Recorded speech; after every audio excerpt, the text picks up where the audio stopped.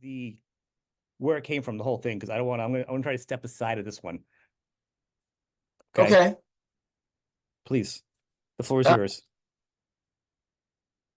Well, Graham left the band, and everybody knows that. There's nothing that I'm going to say that's news to anybody. Right. But basically, it started back then of saying unflattering remarks about myself and the band, and I've just gotten to the point where I feel like I have the right to speak up and say something back, and I don't really want to get into all of this. I would much rather just play music and write music and not worry about it and let Graham do Graham's thing and we do our thing.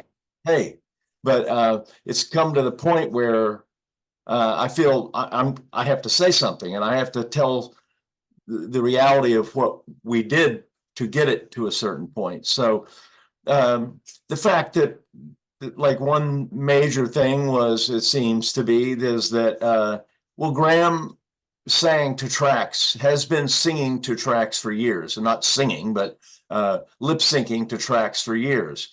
And I'm the one that programmed all that. And I have the session that we use live right here. I can play it for you to show you. But the point is, we did it as a band. We did it to support Graham, and so we could work. And Graham just didn't have now, whether he wasn't into it or didn't want to sing, I don't know, but he couldn't. We had about 18 or 20 songs in a set. Graham could not do that. He would do, maybe on a good night, he might do 4 songs, something like that. On a bad night, maybe 1 or 2. And the way that worked is, I went in the studio with Graham and we recorded vocals I would build a temporary track for him to sing to, like take Island in the Sun, right? For instance. Yeah. I would build a scratch track, and the drummer and Graham would come up with a tempo that would feel good live. I would build a scratch track to a click, and then Graham would sing the song in the studio. It might take 3 or 4 days because his voice wasn't in good shape, but eventually we get a decent vocal track.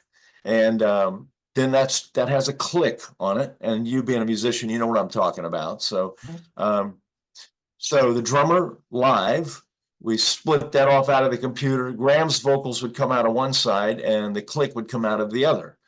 And Giles Lavery, our manager, he's a musician, and he knew Graham's voice probably better than anybody.